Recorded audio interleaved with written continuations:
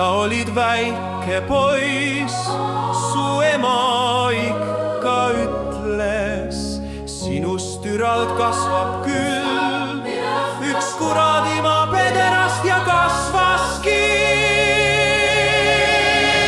Nagu te näha võite, iialgi väsi vist pihku peksma sinu käsi.